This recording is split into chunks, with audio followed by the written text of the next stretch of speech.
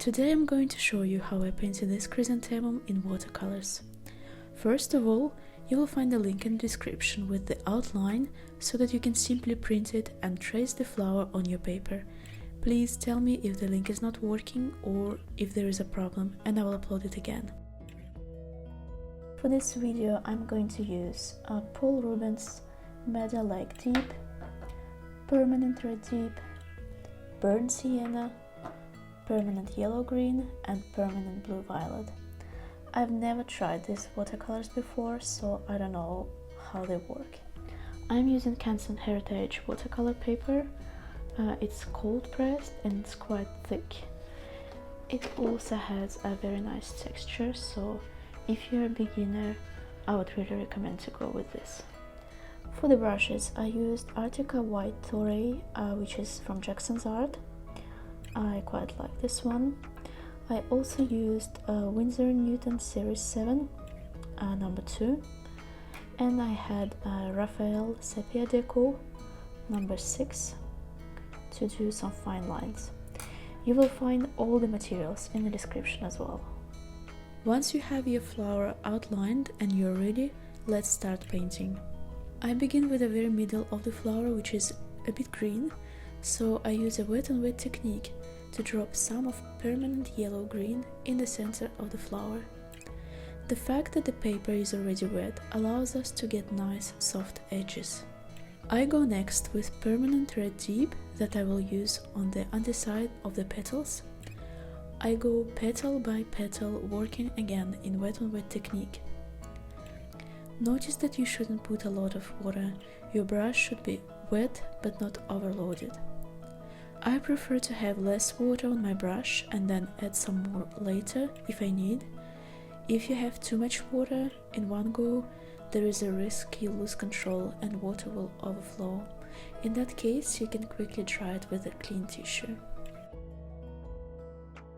When I apply my color, I also remove some of it in some places to leave the highlights. This way your flower will look more natural and three-dimensional.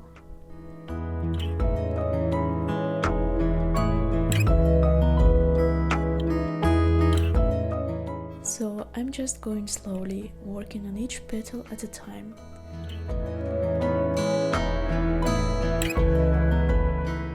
In case you messed up and painted the inside of a petal instead of the outside, don't panic. Gently remove the paint with a clean tissue. If the paper is already dry, apply some water on the paper and gently scratch it with your brush. A clean tissue will remove some of the pigment.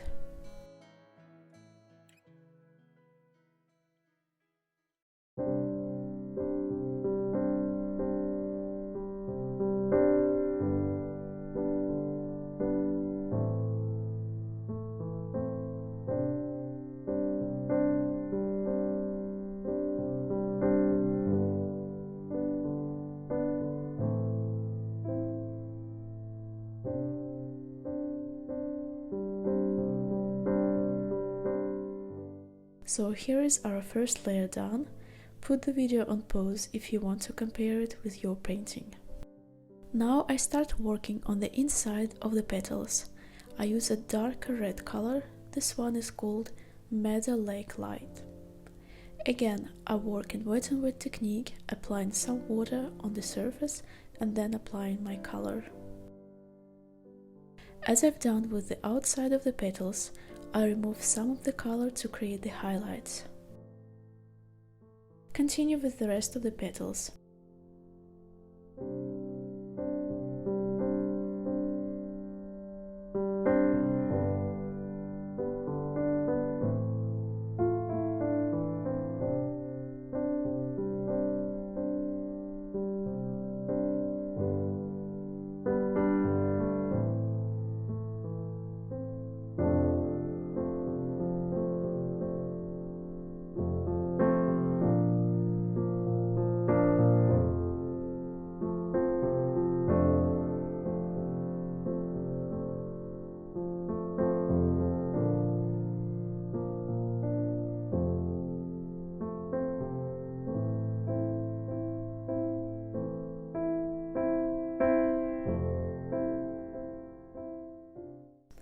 Here is a picture of the flower once I finished applying the second color.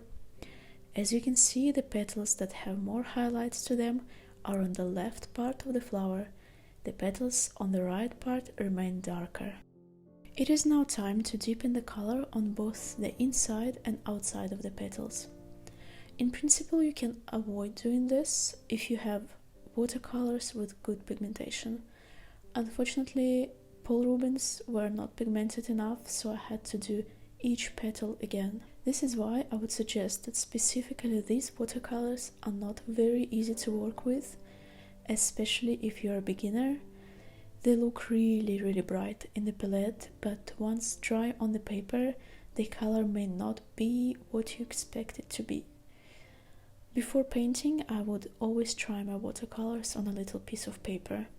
I did it this time, but still my colors were not exactly what I wanted them to be.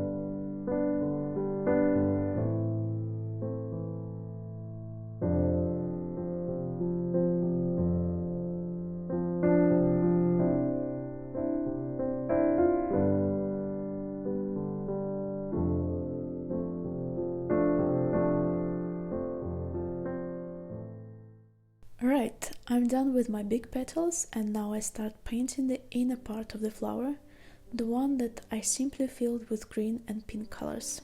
This part is very long, you have to paint each petal the same way. This is how I proceed. I paint the base of the petal with my watercolor. This is going to be the shade from the petal on top of this one. It also helps to distinguish it from the top petal. Next, using a clean wet brush, I spread the color on the petal. This way your petal will get a bright, light colored tip. The secret of painting this middle part is really just to go steadily. Do not work on a petal if it touches one which is still wet, and also take some breaks to let your eyes have some rest. Don't try to mix different colors for each petal, especially if you're a beginner.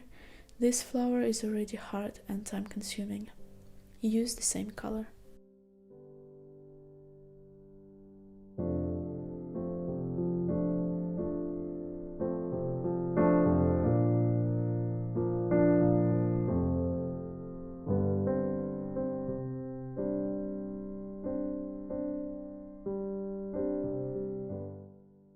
Once I got to the center part with green petals, I made a mix of burnt sienna and meadow lake light. This will add a little orange hue to the petals and it will look more natural.